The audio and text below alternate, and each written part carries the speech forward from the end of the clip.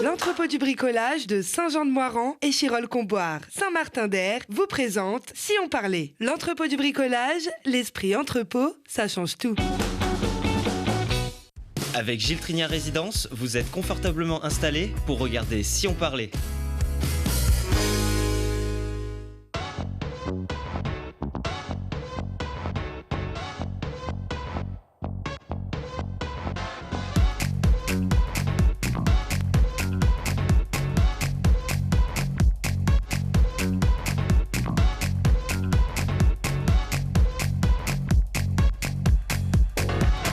Bienvenue à tous, soyez les bienvenus sur ce plateau qui promet une bonne dose de vitamines. Alors que l'automne se fait tout gris, nos invités vont vous donner des couleurs, histoire de vous montrer que vieillir est une fête, une chance pourvu de faire du sport et des découvertes à chacun son rythme et parfois un rythme de folie. Le pastoralisme dans nos massifs, les grands espaces du monde entier, cohabiter, nourrir, protéger, tous ces thèmes investissent les écrans du cinéma Le Club pour une mise en lumière de cette activité ancestrale si proche de nous tous. Et puis sortir, découvrir, rire encore et toujours le théâtre en rond va toujours plus loin pour tracer des sourires sur toutes les générations. Avec du mime, du théâtre, du seul en scène, des artistes espiègles et même ceux qui font réfléchir par le rire. C'est toute cette saison au théâtre en rond, à la baguette. Florence Barbara, bienvenue. Merci, merci de l'invitation. Oui, mais bienvenue chez vous, Florence. Mais bienvenue chez moi, mais c'est un peu chez moi. Exactement. Et nous, on est tous aussi chez vous au théâtre en rond, tellement vous nous faites du bien à nous tous. Et vous allez tout nous dire sur ce qu'il ne faut pas rater cette année. Vous allez me dire que tout, mais on va essayer de faire quand même. de la bouche, j'allais vous dire tout. On essaiera de faire un petit tri, bien sûr. Chaque année, le cinéma Le Club crève l'écran pour nous propulser vers les plus grands, les plus beaux espaces de nos montagnes, vers les populations du monde pour un regard universel sur le pastoralisme. Le festival Pastoralisme au pluriel et grands espaces vous attend du 10 au 13 octobre. Didier Minelli, bienvenue. Bonjour. Merci d'être ici chez vous aussi. Merci à vous. Et depuis la création de Télé Grenoble, on est toujours ravis de vous accueillir. À la manœuvre avec votre association auteur de ce festival, également avec la Fédération des Alpages de l'Isère. Et vous allez tout nous dire sur ce très beau festival. Et mesdames et messieurs, Nora et Alain, merci d'être avec nous. Vous allez nous faire du bien. Vous êtes membre de l'ASTA, l'association sportive du 3e âge. Vous en êtes Non, pas du 3e âge. Des plus de 50 ans. Des plus de 3e âge. Le 3e âge, bah oui, il n'y en a pas que 3 en plus. Oui, dites-moi. Alors, très exactement, c'est l'association sportive et culturelle des toujours actifs. Des plus de 50 Mais c'est vrai, Nora n'a pas tort. Oui. Autrefois, on s'appelait 3e âge. Oh bah oui, c'était... Oui. TA, d'ailleurs, 3e âge. Mais on a remplacé le TA de 3e âge par TA de toujours actif. Exactement. Et s'il fallait aussi introduire la chose comme il faut, bien sûr, c'était... c'est pas ancestral, c'est pas vraiment le mot qui convient, mais historiquement, en tout cas, c'était... on disait le 3e âge. Alors moi, justement, je vais vous faire partager quand même mon approche du 3e âge. J'ai rencontré l'ASTA il y a 25 ans. On m'a dit de suivre un groupe de 3e âge en randonnée dans le Val-Bonnet. Alors, je suis arrivée à l'heure. Ils étaient déjà partis. Je ne les ai jamais rattrapés. Ce sont eux qui m'ont rattrapée dans la descente. Donc, c'est dire si, effectivement, 3e âge, ça veut rien dire. Toujours actif, comme des dingues. Mais chacun a son rythme, oui. Alain. Alors, chacun a son rythme, effectivement. On s'adresse plutôt à une population de retraités, mais qui peuvent avoir des niveaux de capacité physique très variés. Donc, on a divisé notre activité de randonnée en 8 ou 9 sous-groupes qui correspondent chacun à des niveaux et à des lieux de randonnée différents. Donc, comme ça, chacun peut choisir le niveau qui l'intéresse le plus. Donc ça veut dire qu'il n'est pas nécessaire d'être un sportif pour rejoindre l'association sportive des toujours actifs. Il suffit d'avoir envie d'être actif aussi. C'est pas interdit, mais c'est pas obligatoire. Vous, par exemple, vous étiez un sportif de toujours Non, je le suis devenu quand j'ai pris ma retraite. Grâce à l'ASTA, d'ailleurs. D'accord. Et vous, Nora ? Moi, j'ai toujours été sportive, mais étant donné, vivant à Grenoble, on ne peut que faire du sport. On est d'accord ? Ah bah oui, bien sûr. Et bien puis, sûr. La marche, elle m'a pris bien tard, la marche, à 50 ans. Elle m'a happée. D'accord. Voilà. Tard ou tôt, c'est vrai que 50 ans, c'est Tard, encore très tard. jeune, mais on peut aussi rejoindre les toujours actifs à 50 ans. Avec la montagne, vous, Nora, c'est une activité vraiment qui fait partie du patrimoine de l'ASTA, la montagne et la rando. Alors c'est historiquement nos activités les plus anciennes, avec la gymnastique en salle, qui est très développée, avec le cyclotourisme, avec également des activités culturelles, puisqu'on s'appelle aussi culturel. Hein. Donc, on s'intéresse à tout ce qui est patrimoine ou scientifique. On a une chorale aussi. On a des jeux de société, pour ceux qui aiment ça. On a du tennis. Vous voyez, on a toute une gamme d'activités qui peut s'adresser à une population très variée, quoi. Oui. Alors, c'est quand même le sport aussi qui vous regroupe tous, avec la montagne, on l'a dit, des sous-groupes, bien sûr, des sous-activités. Il y a aussi beaucoup de ski. Certains vous rejoignent d'ailleurs pour les sorties ski Oui, on a du ski et de la raquette. et de la rando, toujours. Parce que c'est... Alors, quand on fait une sortie ski avec la STA, forcément, on prend du bon air plein poumon. Encore une fois, chacun son rythme, c'est-à-dire on peut faire du ski alpin, on peut partir loin. Hein, je crois que là, on est à Montgenèvre. Hein, on peut partir aussi à Risoul. C'est des sorties, ce sont des grandes sorties ski. Absolument. Il y a toujours plusieurs niveaux d'activité. Et de luge, et forcément, on peut pas... C'est ça, d'abord, il y faire a du ski. des à côté, Bien sûr. c'est naturel. Bon. Bien sûr. Attendez, le ski, le sport, c'est la Pas que le convivialité. sport. Bah ouais. C'est ça aussi. Est-ce que c'est presque votre marque de fabrique? C'est aussi avec ça. Alors oui, il faut baisser le son. Forcément. Cette convivialité, elle est indissociable du sport à l'ASTA. Non, mais voilà, en fait, il faut remonter aux origines de l'association, qui avait été fondée par deux professeurs du CHU qui s'étaient avisés, ce qui n'était pas évident à l'époque, que pour bien vieillir, il ne faut pas seulement se préserver, mais il faut aussi rester actif, faire du sport à un niveau adapté, et puis avoir une activité en collectivité pour garder le lien social. Alors le lien social, vous l'avez illustré parfaitement. Ah oui, oui. Hein. C'est vous qui l'illustrez parfaitement, Oui, bon. ce lien social. Et les activités, on a eu à cœur de les diversifier le plus possible pour qu'on puisse intéresser un maximum de gens, quoi. Voilà. On peut venir entre amis et surtout se faire des amis.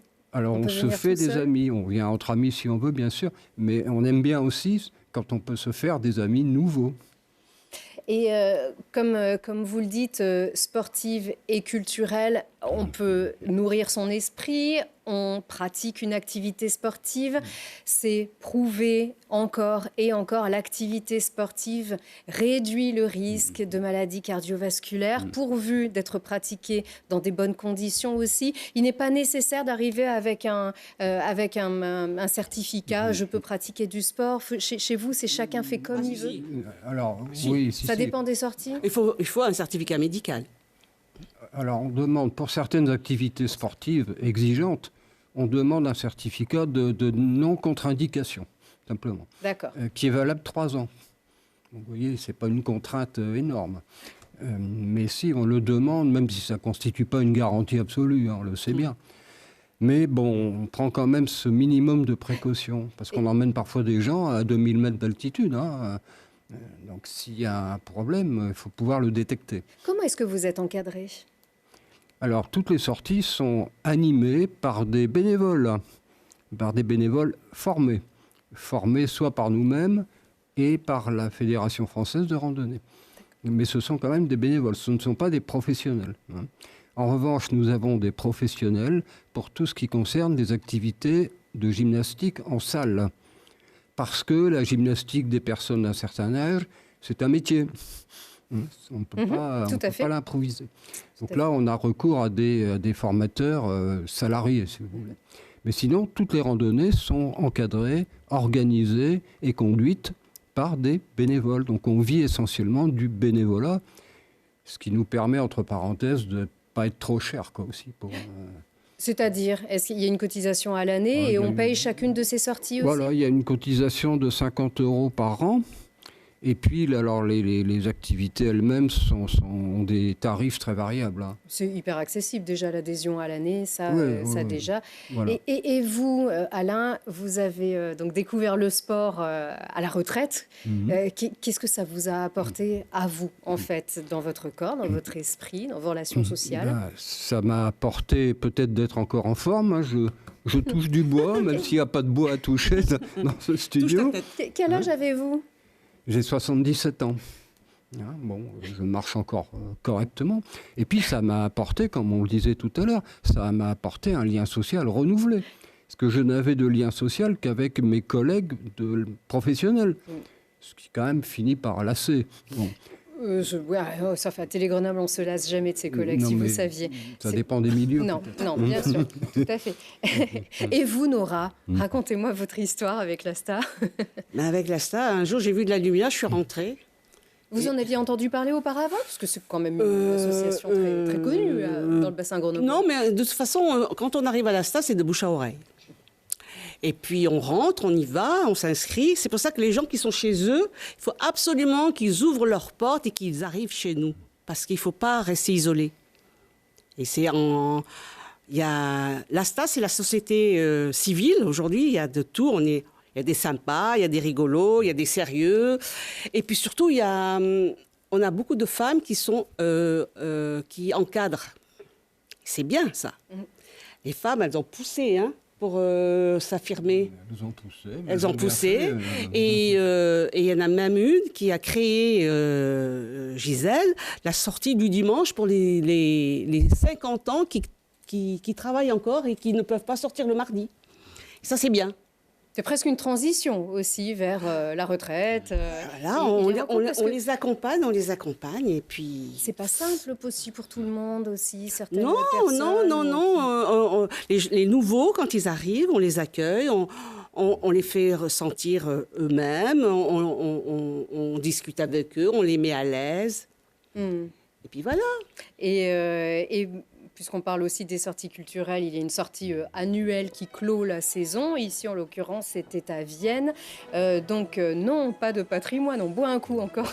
Non, même pas ça, c'est des petites... Non, c'est des dégustations. L'un n'empêche pas l'autre. Oui, tout à fait, avec modération, bien sûr, mais Bien le sûr. plaisir, bien sûr, c'est important pour quiconque aime aussi partager ses moments avec des amis, se faire des amis et en même temps admirer le théâtre antique, voyager, faire des découvertes loin ou au bas de chez soi. C'est tout ça, en fait, finalement. La tête et les jambes. La tête et les jambes, c'est sûr. Et la convivialité, on parle toujours aussi du lien, toujours ce lien. Si certaines personnes se retrouvent veufs ou veuves, du jour au lendemain, avaient l'habitude de leur vie de couple, perdent un peu des repères, une famille un peu éloignée, ou même pas, ces personnes peuvent vraiment retrouver des repères et des sourires avec vous? Beaucoup de femmes, malheureusement, qui sont veuves, elles disent toutes que l'ASTA les a sauvées. Parce que en venant, en rencontrant des gens, elles oublient leur malheur, elles oublient leurs maux, aussi bien physiques que mentales. Et ça devient une maison indispensable pour elles. Et Très souvent, il se développe d'ailleurs une vie en dehors de l'ASTA. C'est-à-dire que les gens pratiquent nos activités, mais se retrouvent ensuite pour aller voir des expositions, aller au cinéma, parfois partir en vacances ensemble. Donc, si vous voulez, il se crée toute une vie secondaire, j'allais dire, en dehors de l'ASTA, et qui renforce encore le lien social. Et là, c'est réussi. Je dirais que l'ASTA pense les mots. Donc, hasta la vista, hein, c'est ça, c'est votre... c'est votre... Hasta la vista. Exactement. Et d'ailleurs, alors franchement, c'est la première fois que, regardez, Nora m'a apporté des petits gâteaux.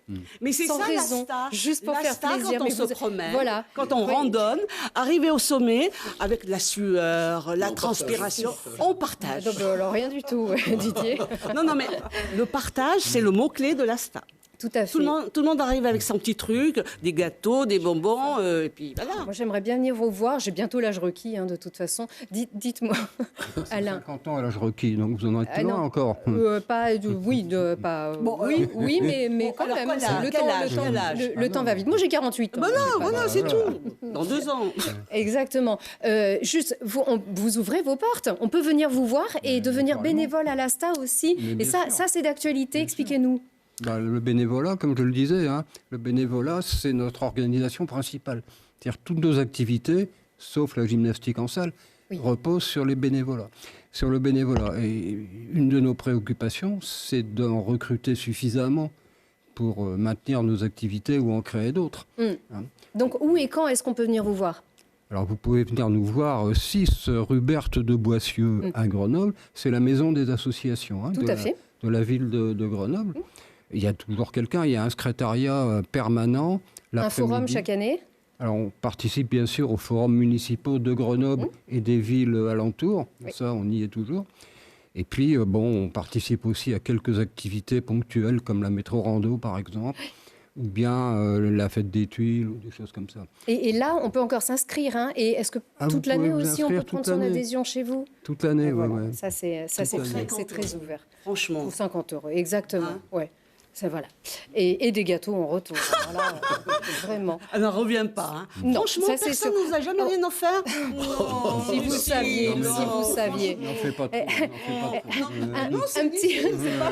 Un petit clin d'œil à Georges Burgraff, donc puisque vous parliez des cyclos aussi, à 100 ans, on roule encore, c'est ça? Oui. Et ouais. 90. 99, oui, en l'occurrence, c'est ça. On peut grimper l'Alpe avec vous à l'Asta, c'est ça. Ça, c'est des images, un reportage de nos confrères de France 3.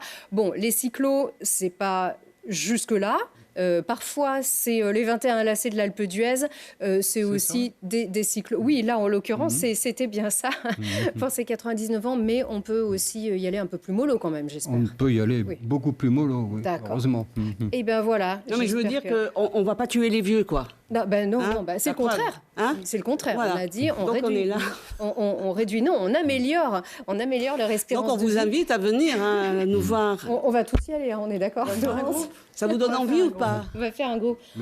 On va dans le cercle. Moi, il n'y a pas de problème, je vais faire la fête. Mais ouais. Non, mais la montagne, ça nous gagne. Ouais. Exactement. Non, moi, je viens faire la fête avec vous quand vous voulez. Merci vraiment de nous avoir fait découvrir ce reportage. On a hâte de vous retrouver sur le terrain pour aller essayer de vous suivre cette fois-ci. La montagne, on y reste. Ça tombe bien. Allez.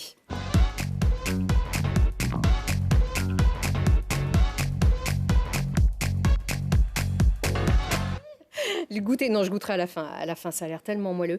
Donc, il suffit de regarder au bout de la rue, comme le faisait Stendhal, bien sûr, ou de prendre des jumelles, encore mieux, ici à Grenoble, pour se projeter vers tout un monde, le monde de nos alpages, nos troupeaux, nos bergers, nos éleveurs, dans nos massifs, pour notre assiette, et même pour nos stations, c'est ça. Le pastoralisme, il est ancestral, il est plein de sens, et il doit impliquer chacun d'entre nous. Est-ce que c'est ça le sens de votre festival, Didier Millet? Le sens du festival, oui, on parlait de partage, c'est un partage, c'est communiquer, c'est l'envie de communiquer aux Grenoblois ce qu'est le pastoralisme, ce qu'est la viande pastorale, il y aura des stands pour goûter de la viande, il y a des animations, il y a des films, des débats, des rencontres. Et en fait, c'est partager ce qu'est le pastoralisme. Et en fait, on s'aperçoit que c'est des territoires qu'on partage. En fait, l'espace pastoral, il y a des randonneurs, il y a des parapentistes, il y a des VTTistes, et c'est cet espace-là qu'il va falloir gérer et partager ensemble. Donc ce festival, il a aussi une vertu pédagogique, c'est ça? Oui, tout à fait. Il faut encore faire de la pédagogie autour de l'activité du pastoralisme. Certains, c'est une notion encore un peu floue, pour les sportifs comme pour les urbains. Je pense qu'il y a plein de choses vis-à-vis d'un troupeau, des comportements à adapter. Il y a beaucoup de gens qui se sont mis à la randonnée, justement, après le Covid. Beaucoup de gens qui ont senti la nécessité de se rapprocher de la nature. Et en fait, ces gens-là n'étaient pas préparés. Et je pense qu'il y a vraiment une pédagogie à faire autour de ce qu'est le pastoralisme, ce qu'est un troupeau, comment on aborde un troupeau, et cet espace qu'il va falloir partager. Alors, ce festival, il s'articule autour des axes de la terre, des hommes et des femmes impliqués dans des activités pastorales, leurs troupeaux et les grands espaces. Ce sont des fictions, des documentaires, des courts-métrages, des longs-métrages? Alors, il y a de tout. Il y a des courts-métrages, des longs-métrages. Il y a très peu de fiction. Il y a quelques fictions, il y en a très peu. Et c'est des documentaires, ouais. Essentiellement des documentaires, et ça couvre, ça vient un peu c'est international, hein, puisqu'il y a des films qui viennent d'un peu partout, voilà. Et ça couvre différentes thématiques. On parlait du partage de l'espace, on peut parler de notre lien avec la montagne, on peut parler de transmission, on parle de féminisation du métier, en fait, on s'aperçoit que le pastoralisme, il couvre un éventail de sujets qui sont très différents. Il suit la société, en fait. Voilà, qui sont le reflet de notre société. Ouais. Il bouge avec aussi, c'est pas une activité qui est figée dans ces montagnes. Non, ça bouge énormément. Avec, justement, il y a énormément de jeunes qui arrivent sur les métiers du pastoralisme, qui ont fait des études, et du coup c'est une reconversion, et c'est une approche ils ont une approche du pastoralisme qui est différente, quoi, qui est plus proche de la terre. Il y a beaucoup plus de questionnements, voilà, et il y a une envie de partager aussi et de communiquer sur ce que va être le pastoralisme de demain. Alors c'est à ça aussi que sert un festival. Alors comme à Cannes, comme à la Mostra, il y a des prix et un jury. Il y a un jury qui est composé de 7 personnes. Donc, qui représentent. Alors, il y a des gens qui viennent de l'audiovisuel, qui sont. Ici, il y a Isabelle Fortis, qui est la directrice chez Glénat. Il y a Bernard Germain, qui est un auteur, réalisateur. Et après, il y a un berger, il y a des gens qui sont issus du monde de la recherche. C'est très pluriel. Il y a des professeurs. En fait. Voilà. Il y a 7 jurys. En fait, ils vont décerner 3 prix. Donc il y a le Grand Prix, il y a le Prix Espoir, et il y a une mention spéciale. Et à côté de ça, on a le prix du public. Donc c'est le public qui est sollicité à chaque séance qui va voter. Et on a, parce qu'on travaille avec des jeunes, on a un prix jeune on travaille avec le Collège de l'Aigle. Donc voilà, ils ont ils ont un jury et ils vont discerner un prix. Oui, alors. Comme c'est un festival, il y a une cérémonie d'ouverture. C'est donc le 10 octobre au club à 19h, suivi de la projection des films sur le thème de la transmission. Et plus tôt dans l'après-midi, on sera entré dans la programmation avec les regards pluriels sur le pastoralisme. Et jeudi 10 à 16h avec 3 projections, le Vallon solitaire, au-delà du parc urbain et puis les massifs qui donnent le cheese. C'est ce qu'on voit ici de Théa Brocolicki et Lisanne Leboeuf. Pardon, elles portent particulièrement bien leur nom, justement, ces réalisatrices. Et en fait, c'est ça, c'est que pour nous, le regard, il commence par notre fenêtre. On aperçoit ce qui nous nourrit. C'est aussi ça, votre message ? C'est ça, oui. Vous pourrez goûter Place Victor Hugo le samedi, le dimanche. Il y a des animations. On pourra goûter du fromage, de la viande pastorale. Et savoir comment ça se passe aussi en découvrant... Et savoir comment c'est fabriqué, comment on fait le fromage. Oui, Nora. Place Victor Hugo, ça sera quand ? Alors c'est le samedi et le dimanche. Puisque vous en parlez, on a les images d'ailleurs. Donc ça s'appelle, c'est le village, je crois. On peut le montrer tout de suite. Voilà, parce que je pensais en parler un petit peu après, mais c'est vrai qu'on est curieux de savoir aussi comment est-ce qu'on peut vivre ce festival. Donc oui, un village du pastoralisme en fait. Voilà, Place Victor Hugo. Ou d'ailleurs, parce que je crois qu'il y avait des travaux de la fontaine. Là, c'est bon, ça sera tout prêt. C'est samedi et dimanche. En fait, c'est samedi et dimanche parce qu'il y a des travaux, donc. Mais on aura tout autour de la place Victor Hugo, il y a le travail de la laine, il y a des dégustations, il y a des ateliers filage, il y a de la tonte de mouton, il y a la traite, il y a plein d'animations qui sont. Moi, j'ai une question. Le patou, est-ce qu'il sera... il y a une démonstration c'est bien. C'est juste le sujet d'après, mais c'est bien. Non mais Nora, c'est continuer. Le patou, Didier, dites-moi. Le patou, parce que on a peur. On a des camarades qui ont été bouffés par des patous. Bouffés, n'exagérons rien. Le mollet. Alors, le patou, oui, il y aura des démonstrations de chiens, des conduites. Donc là, ça ne concerne pas les patous. Cette année, je ne sais pas s'il y aura un patou. L'an dernier, il y avait un patou. Après, la conduite à tenir avec un patou, je crois que, c'est après aux randonneurs de s'informer. Et il y a des alpages où c'est effectivement, il y a des alpages qui posent peut-être un peu plus de Ils sont beaux, problèmes. hein, mais... Mais oui, c'est beau, hein, C'est Patou, beau, mais- c'est sûr, et c'est toute la problématique aussi qui revient Après, chaque c'est année, sans cesse, c'est- le vivre ensemble et coexister aujourd'hui, faire avec le loup, c'est aussi un des thèmes de ce festival. Faire avec le loup, d'ailleurs, c'est quand faire C'est avec le le loup vendredi, non Oui, non je vais retrouver ça tout de suite parce que du coup, oui, c'est la journée du samedi, hein, c'est vivre Samedi. ensemble et partager les ressources. Avec aussi cette thématique qui revient toujours, cette thématique de la coexistence, une problématique qui est ancestrale aussi, cette coexistence entre les pâturages et le loup. Alors, le 25 septembre dernier, hein, le Conseil de l'Union européenne a adopté une proposition de la Commission qui vise à abaisser le statut de la protection du loup dans le cadre de la Convention de Berne, ce qui ouvre un peu plus la porte aussi à l'abattage des loups. Est-ce que ce sont des choses aussi dont on parle, auxquelles on peut réfléchir et tenter aussi de partager les expériences? C'est des choses qui est très épineux. Ouais, c'est un sujet qui est très épineux, comme celui du Patou, hein, ça en découle. Mais c'est quelque chose... en fait, on s'aperçoit au travers des films, ou en discutant avec les éleveurs, que la présence du loup, tout le monde l'a... Je veux dire, on est conscient qu'il va falloir vivre avec le loup. Il va falloir partager ce territoire avec le loup. Et maintenant, qu'est-ce qu'on met en place pour justement protéger son troupeau? Faut savoir que pour un berger, une attaque de loup, c'est un énorme stress. C'est un déchirement. Il soigne ses bêtes, il les élève.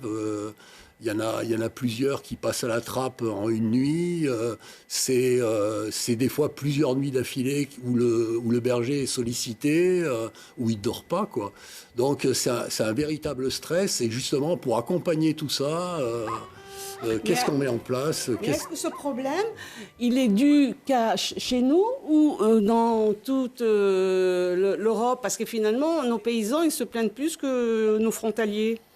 Non, je pense Pour le pas. loup. Parce que finalement, le après, loup, on a pris aussi pour son nous- territoire. Hein. Pour nous, c'est une activité, un sujet relativement récent, peut-être par rapport, vous parlez des Italiens, je Oui. pense, par rapport aux Italiens, où dans les Abruzzes, ils ont toujours été... Le loup n'a pas disparu pratiquement dans Non. les Abruzzes. Et alors que chez nous, le loup n'était plus là. Et d'un coup, il revient. On n'était plus habitués. Et donc, il y a peut-être... mais c'est en train de bouger, c'est en train de... tout le monde est conscient que, en fait, le loup, il est là, il va falloir vivre avec. Surtout qu'il a peur, le loup. Voilà.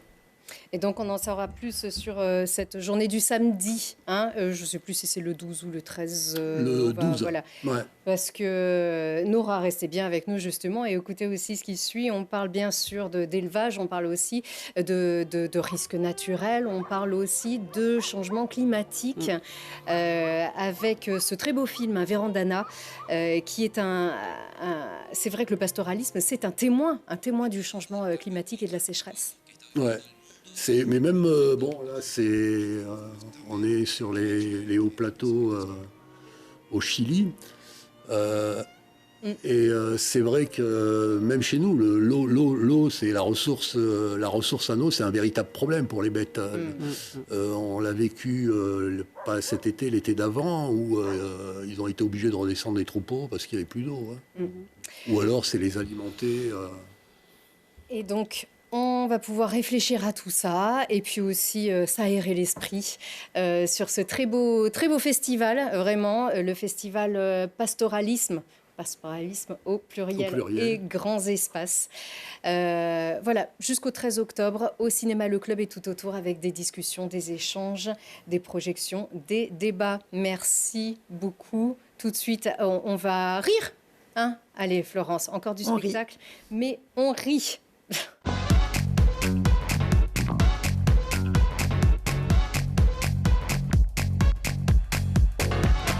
Il s'appelle le théâtre en rond parce qu'on est plié de rire et qu'on est tout rond à chaque fois. Ça pourrait. C'est une bonne idée. Non, il s'appelle juste comme ça par rapport à sa forme. Oui. Voilà, depuis quelques années déjà. Oui. Pas depuis sa création. Non, parce que c'était pas bien marrant ce qui lui était arrivé à ce théâtre en rond. Il avait brûlé. Mais on s'en est bien sorti. Il a ressorti tel le phénix, donc il a ressurgi, renaquis de ses cendres, donc ce théâtre en rond. On peut refaire la petite topographie, la petite carte d'identité du théâtre en rond. C'est à Sassenage, c'est une salle de spectacle dans Jusque-là. laquelle on rit. C'est vraiment Exactement. votre signature, votre marque. Ah bah, c'est l'identité de la salle, c'est un choix des élus de Sassenage depuis sa réouverture en 2008. Et on se rend compte qu'on n'est pas les seuls à vouloir rire, que tout le monde vient nous voir pour ça. Donc on garde cette ligne. Et sous la bannière humour ne veut pas dire seul en scène, forcément. Il y a plein de choses. Il y en a, mais il y a plein d'autres choses avec lesquelles on peut rire. Du cirque, de la musique, de la danse. C'est vous qui avez vraiment orienté véritablement ce théâtre en rond vers le rire, vers le divertissement. Alors c'est pas moi directement, Parce qu'on c'est sait que un c'est vraiment choix. vos coups de cœur, vous aimez beaucoup C'est rire, c'est un choix politique avant tout. Mais c'est vrai que c'est une orientation qui me va très bien. Moi, je suis quelqu'un de drôle. Oui. Dans la vraie vie. Ah bah oui, c'est vrai que ça se voit, c'est un sourire avec un si grand sourire. Ah bah, j'ai toujours eu de Ça aurait si quand grands même sourires. été dommage. Mais tout le monde aujourd'hui veut faire du rire, c'est même très tendance. On le voit avec des comédie clubs sur certaines chaînes. Le genre a vraiment été propulsé sur la scène, sur les écrans. Et aujourd'hui, chacune des villes aussi essaye d'avoir ces petites salles où on propose même des comédie clubs, où on essaye toujours de faire de la comédie. C'est la société qui veut ça? Alors, il y a énormément de salles autour de Grenoble, effectivement, et puis en France aussi. Des toutes petites ou des grandes? Des grandes, avec des artistes connus, des moins connus. Je crois qu'en fait, on s'est rendu compte que le rire, c'était quand même essentiel à notre vie et qu'on peut rire de tout avec les bonnes personnes. Oui. Alors, depuis qu'on se voit aussi, depuis 2020, chaque année, on dit « Oh, on en a besoin, il faut sortir ». Oui, on en a besoin de tout aussi, mais c'est On a encore besoin une... de nature, on a besoin de plein Ouais. de choses dont on a parlé juste avant. C'est ça, la couleur, les C'est le vivre ensemble aussi, c'est le partage, c'est la rencontre, c'est pas uniquement rire. Et d'ailleurs, des fois, on rit pas, on verse une petite larme, ça nous arrive dans certains spectacles aussi. On a envie de sous. Alors nous, on le fait tout le temps au Théâtre Rond quand les artistes sont disponibles. Voilà, rien que l'image de la On dirait plaquette. presque la star, hein, excusez-moi, mais c'est presque aussi, vous pouvez partager. Ah si, c'est joyeux, c'est coloré, on se marre bien. C'était voulu, c'était voulu cette année. On a marqué un grand. Ça, on apprécie de rencontrer. Ça se fait régulièrement après chaque spectacle. Si les artistes sont disponibles, la structure est faite aussi comme ça. On boit une petite bière de Sassenage parce qu'on a la chance d'avoir des brasseurs et on partage avec les artistes sur, Là aussi, quoi. Oui, tout à fait. sur ce qu'on a ressenti par rapport à ce qu'ils viennent de donner sur scène. Et donc, comment est-ce qu'on déniche tous les artistes pour cette saison-là? Alors on est à l'affût tout le temps. Moi je vais voir des spectacles à longueur de temps. C'est pas toujours facile parce que j'ai aussi un... Je peux vous accompagner. Ah, il y a énormément de gens qui souhaitent m'accompagner. Mais j'aime bien la vie du public, mais j'aime bien avoir ma petite idée quand même. Et puis, je réponds quand même à la demande des spectateurs et j'essaye de leur proposer des choses différentes chaque année. Pas du vu et corrigé, pas du vu à la télé, forcément. J'aime bien les amener vers de la découverte, tout en ayant des artistes qui sont des pieds d'appel, puisque eux passent à la télé ou à la radio. Vous en avez eu d'ailleurs là. On Alors, en a le eu un. spectacle était complet direct Ouais. dès la rentrée avec Tanguy Pastureau. Oui. Donc souvent ces chroniqueurs qui nous font beaucoup rire et qui sont bourrés de talent aussi. Forcément, parfois un non connu ou deux, ça fait le public, En général, ça fait plaisir au public aussi. Oui, c'est l'ouverture et la fermeture. En général, on a ce qu'on appelle les têtes d'affiche. Et puis, ça permet au public de fréquenter une salle et de se dire, tiens, ils ne font pas que ça. Ah, je vais regarder ce qu'il y a d'autre. Et puis là, voilà, c'est ce travail-là qui est intéressant. C'est le travail de la découverte, d'amener les spectateurs vers des choses auxquelles ils ne seraient pas allés d'emblée. Et c'est pas toujours simple. C'est Ah pas non, facile de c'est faire pas rire, encore une facile. fois. Non, c'est pas facile de faire rire, c'est sûr. Et tout le monde ne peut pas faire rire. Oui. Et sur tous les sujets. Non, c'est sûr. Tout le monde n'est pas Nora, c'est vrai que nous on rigole bien. Franchement, échangez vos cartes, il y a un truc à faire, c'est sûr. Bon, par contre, on rit parfois et on est très ému et on peut rire aussi de thèmes très difficiles. C'est le cas de ce spectacle, de ce seul en scène. Tu seras Un homme un papa. homme papa. par Gaël Leblanc, Oui, les Blancs, oui. qui a perdu un enfant très peu de temps après Oui, sa c'est ça. naissance et qui a construit un spectacle autour de cet événement dramatique. Il y a beaucoup à faire partager. On regarde un extrait ? Un extrait. Vole comme un papillon, pique comme l'abeille. Le combat du siècle, Mohamed Ali, Joe Frazier. C'est le 4e jour que tout a basculé. Le mardi 27 mai. Votre fils Roman a en fait plusieurs malformations. C'est pour colobome oculaire. Ça se regarde comme un seul en scène, comme un spectacle. On rit et on pleure. Alors on sourit et évidemment on va avoir une petite larme, mais je crois que ce qu'il nous démontre au final, c'est qu'on arrive à se remettre de tout. Et c'est vraiment un hommage à la vie, à la résilience, à la confiance. Il a refait un autre enfant, il avait déjà 2 petites filles avant, ils ont refait un enfant après le décès de ce petit qui fait partie de la famille. Et alors Gaël, il est venu à la scène complètement par hasard puisqu'il était journaliste sportif à la base. Et c'est pour ça que dans son spectacle, c'est sous la forme de l'allégorie du sport. Il court, il fait de la boxe, etc.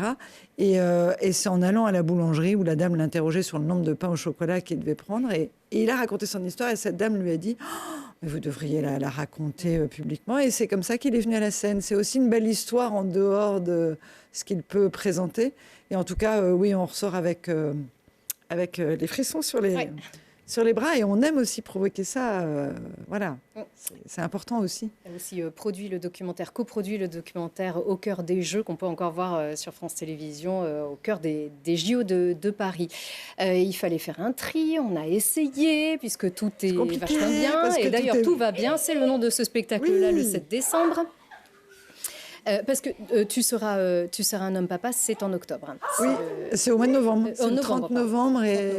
Là, on est en décembre, avec c'est pas du mime, c'est pas un sportif, c'est un peu tout à la fois. Oui, alors. c'est à la fois du mime, un peu d'acrobatie, en tout cas du sans-parole. C'est un jeune garçon qui a été à l'école du mime Marceau et de courte manche, voilà, et qui va proposer un spectacle familial, donc tout public.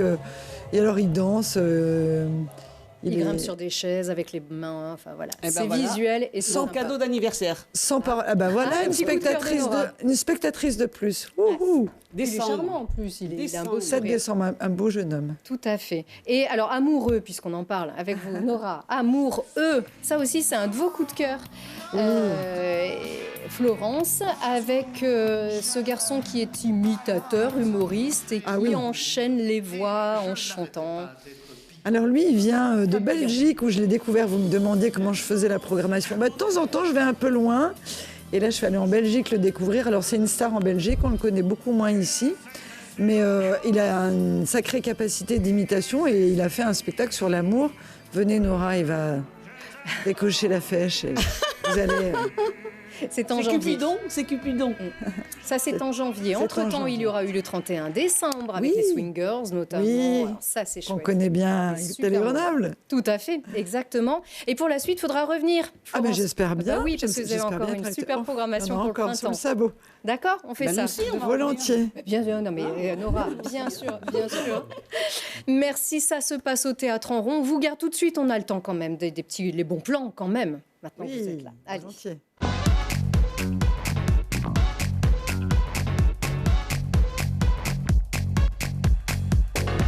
Ça sent bon. Nora, c'est un bon plan qui se regarde et qui s'entend. Regardez.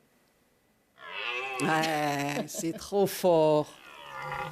Il faut absolument y aller. Hein. C'est la saison. Vous connaissez. Ouais, C'est la... chez moi, ils sont. Ah bah voilà, c'est la saison du Brame. Et ça mais commençait, moi, ça me détend, franchement. Ah bon. Non Sûrement, en tout cas, c'est en ce moment, c'est dans le Vercors. À Méaudre, Didier, il y en a. Donc, À Méaudre, oui, il y a des... Ah mais on y a moi j'allais à... Non, au Mars, là, juste au-dessus de Méaudre, là, il y a des gens qui vont écouter le Brame. Moi, j'allais au Chambaran, moi. Le plateau d'Ambel aussi, dans le sud. Ah ouais ouais, il y a beaucoup de gens qui vont. C'est assez connu, le plateau d'Ambeil, et ça attire énormément de monde. C'est extraordinaire. Voilà. Donc, Messieurs, vous n'êtes pas capables de faire comme les cerfs. On essaye rarement quand même. Voilà, il faut être équipé aussi, attention. Donc le brame du cerf, le coup de cœur de Nora. La rando pour vous, Alain, aussi. Alors on peut aller dans le Vercors, on peut aller partout ailleurs tant que l'automne est là. Moi, mon coup de cœur, il est lié à la saison. C'est l'automne. Et l'automne, c'est l'époque où la nature se couvre de couleurs absolument magnifiques, hein, où les arbres prennent des teintes très variées de toutes sortes en fonction de l'espèce des arbres. Et c'est vraiment le moment où il faut aller en profiter. Alors je dis dans le Vercors parce que c'est à nos pieds, mais on peut aller évidemment partout. C'est un moment où la nature, pour moi en tout cas, est vraiment la plus belle, quoi. Je suis bien d'accord avec vous. Alors, en plus, avec les champignons. On peut faire les deux. On peut essayer les champignons. Ouais. Bien sûr. Florence, on va pas à Katmandou, désolé Didier, on va au Katmandou, c'est déjà pas mal. Oui, on va au Katmandou, c'est un petit resto de la rue Condorcet avec un monsieur qui vient de Katmandou et qui sait faire partager sa cuisine avec saveur. Et puis on voyage avec lui parce que forcément, il nous accueille hyper bien. Et le Séoul. Le Séoul, voilà. Le resto coréen. Moi, j'adore manger, donc j'adore voyager et j'adore découvrir la musique aussi. Mais la cuisine du monde. Et le Séoul, c'est resto coréen, Rue Nicolas Chaurier. Pareil, une petite adresse très, très sympa. Ça vous va? À défaut de voyager et pour rester écologique. Oui. Bah, bien sûr. On ne prend pas l'avion. On prend pas l'avion. Exactement. Le voyage au bas de notre porte ici à Grenoble. Didier, Katmandou, vous connaissez? Oui, je connais le Katmandou. Oui. Le Katmandou, mais Katmandou. Ah, Katmandou, oui. Voilà, aussi. Aussi. Mais le Katmandou, je connais aussi et je connais le personnage. Le vrai Katmandou. Oui. Et oui, et ça, c'est le coup de cœur de Didier. Le Katmandou tout court, mais c'est un petit peu plus loin. Merci beaucoup à vous tous d'avoir été avec nous. Nora, à très vite. Vous faites partie de la famille maintenant. Alain également avec l'ASTA. Allez rire au Théâtre en Rond.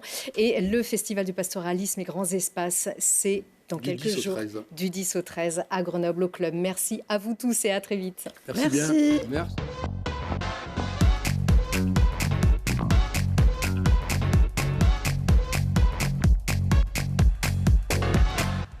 Vous avez profité de Si on parlait avec Gilles Trignat Résidence. L'entrepôt du bricolage de Saint-Jean-de-Moiran et Chirolles-Comboires, Saint-Martin-d'Air vous a présenté Si on parlait. L'entrepôt du bricolage, l'esprit entrepôt, ça change tout.